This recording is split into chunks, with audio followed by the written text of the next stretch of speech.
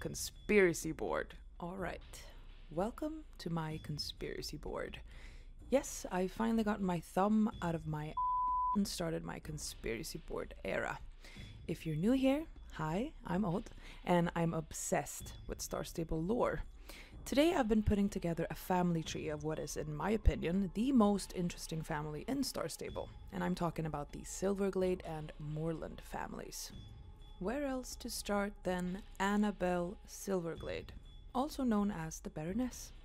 From what we know, Annabelle does not have any magic or supernatural tendencies. Not in this universe, anyway.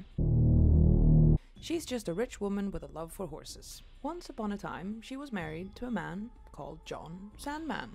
Rest his soul in Garnock's embrace. We know him best as Mr. Sands. Unlike his wife, we know that dear Mr. Sandy here was an alien. Not just magical or supernatural, actual alien, like extraterrestrial being. Creepy. Together, they had a son, who they named Thomas. How Thomas later got his last name Moorland is still a mystery to me, but I digress. On another side of Jorvik, a man named Jasper Holbrook and his unknown wife had a daughter, Catherine Holbrook. We know through a lot of lore that Catherine here is very special. When it comes to having magical powers, she's kind of an overlord.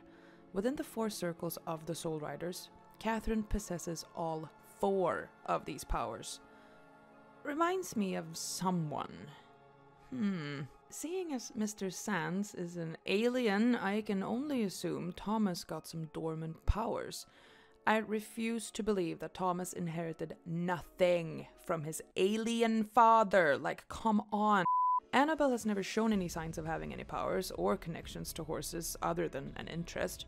Neither does her other children, Anastasia and Aaron. Jasper hasn't shown any type of powers. On the contrary, he hates everything that has to do with it. But is that because he's hiding something? Seeing as Catherine is a powerful soul rider who possesses all 4 soul powers, one can only assume that her late mother had some. I'm making this assumption based on my theory of powers being inherited through bloodlines. Later on, Catherine and Thomas had a son, Justin. In the quests with Justin, it becomes clear that he has the power to find star breeds, the horses that connect with the Soul Riders. And I guess that's a cool power. Does this mean he did inherit something magical from his parents? But why would he be able to locate star breeds if his mother is an OP Soul Rider and his grandfather is an alien? How does that even add up?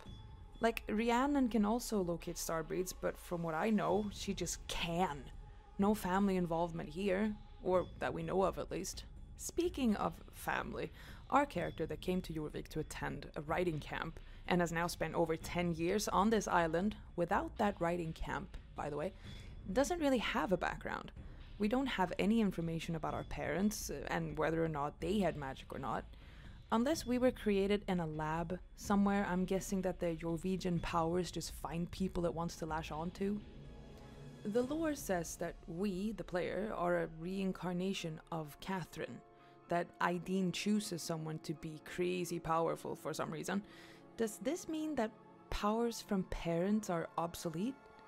Honestly, if Aideen just closes her spirit eyes and points at someone, then no, anybody could be that girl, magical ancestry or not. Well, that's it for this portion of my conspiracy board. Did you learn something new? Are you yelling at your screen right now because I've said something wrong or missed an important detail? If you have your own ideas and theories, please do share. I love to read up on lore and hear other players' thoughts. If you feel like it, why don't you also create your very own